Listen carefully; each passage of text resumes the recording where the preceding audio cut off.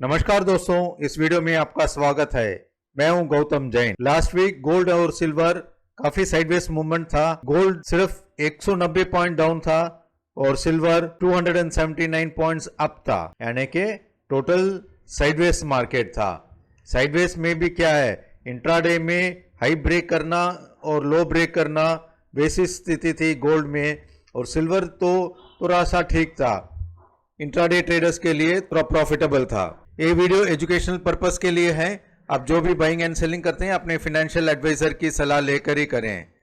अगर आप ये वीडियो पहली बार देख रहे हैं तो जरूर सब्सक्राइब कीजिए और बेल आइकॉन प्रेस कीजिए, ताकि हम जो भी वीडियो डालते हैं आपको नोटिफिकेशन मिलता रहेगा। गोल्ड फ्लैट ओपन होके फिर एक अपसाइड मूवमेंट गया था, यानी कि मंडे थोड़ा सा एक सस्टेनेबल मूव था। ट्यूसडे को गैप अपसाइड होकर फिर आप देखिए डाउन साइड एक शार्प फॉल, फिर एक अप मूव। यहाँ इस अप मूव में क्या है, जो भी शॉर्ट्स थे सब ट्रैप हो गए और लॉन्ग चले गए, और वापस आप देखिए ये लो ब्रेक करके सभी लॉन्ग पोजीशंस वालों को ट्रैप किया था।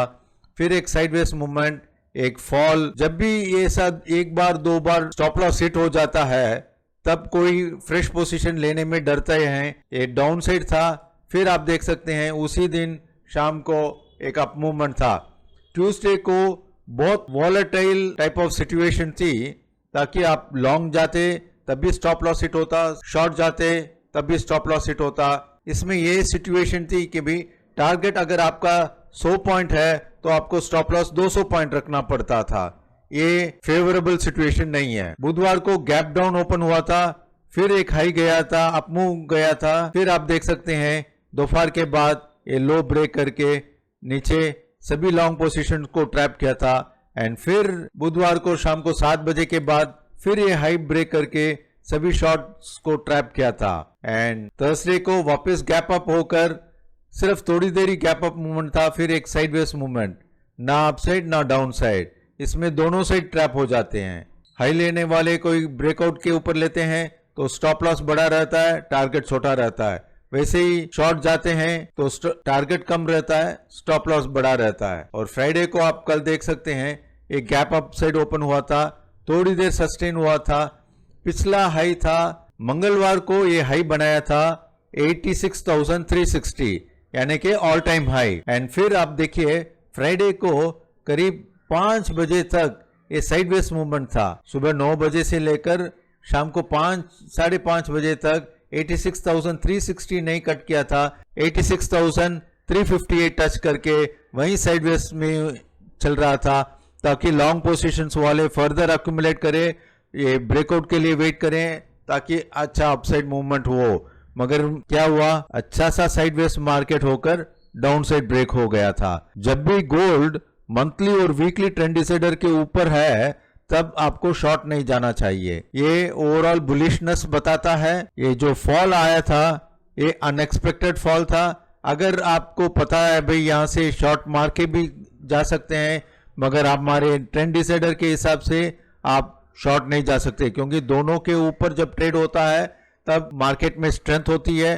ठीक है, अभी पता चलता है कि भाई इतना फॉल हो गया, अगर आप शॉर्ट जाते और तुरंत इसे ऊपर की तरफ मुड़ जाता तो काफी बड़ा लॉस हो सकता था। So gold last week monthly और वीकली ट्रेंड डिसाइडर के ऊपर था। बाई एंड सेल की स्ट्रेटेजी होनी चाहिए, मगर मार्केट ने क्या किया, थोड़ा मंडे ठीक था, फिर ट्यूसडे को थोड़ा वीकनेस, फिर एक जिगजैग मूवमेंट। आप देखिए ऐसे कोई अच्छा ट्रेंड नहीं है, अप डाउन, यानी कि ओवरऑल साइडवेज मार्केट टू चॉपिनेस था। अगर पोजिशनल ट्रेडर्स की बात कर लेते हैं, अगर पोजिशनल ट्रेडर्स के लिए कुछ भी नहीं था, अगर किसी ने भी होल्डिंग किया है उनके लिए तो वीकली ट्रेंड डिसाइडर ब्रेक नहीं हुआ है तो आराम से अपने पोजीशन होल्ड करेंगे। तो ये चॉपिनेस सिर्फ इंट्राडे के लिए सर दर्द था। नेक्स्ट वीक नया वीकली ट्रेंड डिसाइडर आ जाएगा तो हम उसके हिसाब से उनका सपोर्ट एंड रेजिस्टेंस देखेंगे। मगर नेक्स्ट वीक के लिए ये 84,229 का भी सपोर्ट लेंगे, क्योंकि इस लेवल को टच नहीं हुआ है।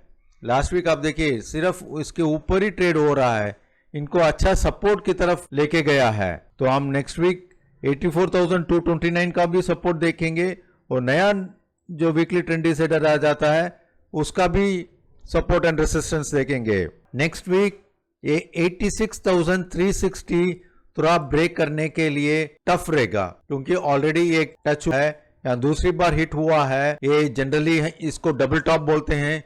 अगर डबल टॉप होता है तो 84,229 ब्रेक करना जरूरी है। अगर ये 84,229 के नीचे ट्रेड होता है तो थोड़ा सा हम वीकनेस देख सकते हैं और मंथली ट्रेंड डिसाइडर के आसपास हम देख सकते हैं।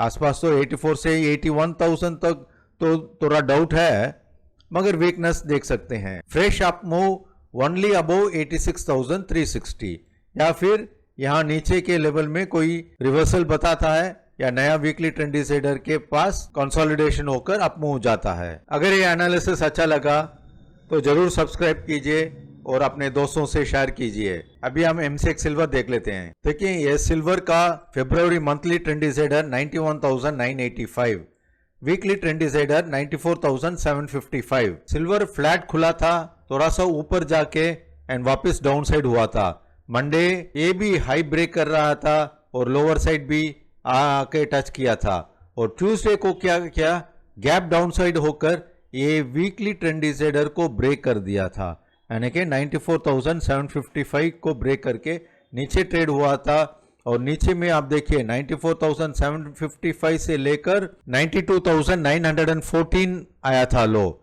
आप यहां देख सकते हैं 92,914 आया था, यानी कि 1400-1500 पॉइंट का फॉल आया था। जब भी ये वीकली ट्रेंड डिसाइडर अपसाइड या डाउन साइड ब्रेक करता है तो मिनिमम 1500 पॉइंट्स की अप मूव या डाउन साइड देखता है। गोल्ड में क्या हुआ, वीकली ट्रेंड डिसाइडर के ऊपर ओपन हुआ था और ऊपर ही कंटिन्यूसली ट्रेड हो रहा था। यहां आप देखिए डाउन साइड ब्रेक करके 1500 पॉइंट्स आया था, फिर ये अप मूव हम ट्रेड नहीं करेंगे, एंड फिर ये जो 94,755 वापस दोबारा ब्रेक किया था, तब हम लॉन्ग पोजीशन क्रिएट करेंगे।